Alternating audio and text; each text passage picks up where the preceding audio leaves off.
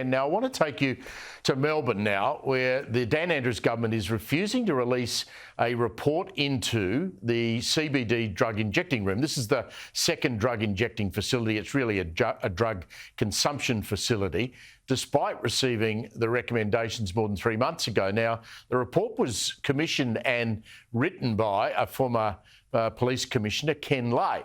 Amid concerns that parts of the city have a high proportion of heroin overdoses. Now, businesses around the injecting room have also expressed concerns about the impact, as they should, on their customers. It comes after the government revealed it is considering several sites. Now, started off in Flinders Street, then it ended up potentially in the Salvation Army headquarters on Bourke Street. Well, the upper end of Bourke Street, the restaurateurs in that part of Melbourne just went feral about that. You can't make this stuff up. Joining me to get the latest on what is going on is Victoria's Shadow Minister for Mental Health, Emma Kealy. Emma, thanks for your time. Why is that Ken Lay report still not publicly available? That's a question on everybody's lips, Steve. Whether you're a business owner, whether you're a resident of Melbourne CBD, and even for the drug and alcohol sector, they just want to know, where is this report? It was commissioned way back in 2020, before COVID really struck us hard in Victoria, and yet we've had extensions of the report. The government have gone ahead and actually purchased a $40 million building right near that iconic De Graves Lane area that is used by Victoria Tourism to try and attract people to come to our region. And then now we've got this other idea coming out that we're going to build it right across the road from Guy Grossi's restaurant, Grossi Florentino. Of course, we have in the past also had a commitment it was going to be built at the Vic Market. So Labor doesn't know what they're doing, and it's just the uncertainty and the delays. It's really having an impact, and it's causing an enormous amount of anxiety and stress for many, many people. Do you think we will actually get a second injecting facility, or do you think Dan Andrews, who, as we know, runs the joint, has gone cold perhaps on the idea? I mean, this is the bloke, by the way, who stuck the first one next to a primary school. Yeah, you're exactly right, Steve. I mean, the first injecting room was built next door to a primary school, and the residents who live in that local area are constantly faced with lockdowns in their region. There were yet another knife attack along one of the streets adjacent to the injecting room just last week. We've got dead bodies that have been found right next to the primary school at pick-up or drop-off time. It's simply unacceptable that that model would be replicated anywhere, and that's really what people want to know. There's also been talk of injecting buses, so we could have those floating around the city. But as time goes on and we don't know what Andrews plans to do, everybody is getting more and more distressed. Labor just need to come clean, release Lay's report, and let's have some certainty about how many rooms are going to be built, whether we're going to have any injecting buses, and are they going to actually move the North Richmond injecting room?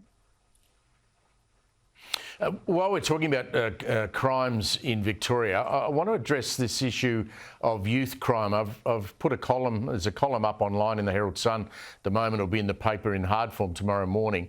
There is an escalating youth crime crisis. I don't think it's too much of an exaggeration to describe it as that. Victoria Police Officer Mark Galliot, he's a commander from Melbourne's northwest, Emma. He was on 3RW today talking about the need for some of these offenders to be in custody. Here's a little of what he had to say.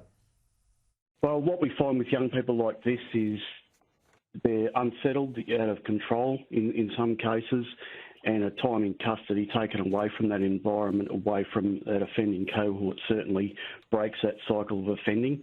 And if they're committing further offences whilst on bail, especially robberies and serious and violent crime, that has an impact, and the impact on the news is our main focus. As you know, Emma, this comes at a time where the Andrews government's lifting the age of criminality from 10 to 12 by the end of next year, and they want to take it to 14 within 3 years. And if that gets through, no child under the age of 14 would ever serve time in an institution. Are the police right, or is the Andrews government right when it comes to the way we handle youth crime in this state? Well, it's the Liberals and Nationals' view that we should certainly expand the list of crimes that are exempted from that idea that you can't be held accountable if you're of a certain young age. You know, that horrible story that we've heard out of Melbourne over the last few days, a 14-year-old perpetrator for this alleged assault on a young boy who, you know, has injuries that are going to be life-changing for him. We need to make sure that these kids are put in an environment where they can be shown a better way, a right way, and taken out of that clinic, you know, the situation that they're in at the moment. We can't have them continuing to put other Victorians at risk and not provide interventional support and just say it's going to be okay. Now, whether that's being in custody, whether it's about mandatory drug and alcohol rehabilitation and support, whether it's about more support as well for the families and the communities that are affected by that, we certainly need to look at all of those options, because it's just escalating at this point in time, and just giving people a green light and not holding kids to account when it could change their outcomes for their own lives as well. I think Andrews has got it wrong. Yes, and you know, tragically, the police have revealed today that the 14-year-old boy who's alleged to have been involved in that attack you speak of was actually out on bail. Emma, I appreciate your time tonight. Thank you very much for joining us. Emma Kealy there.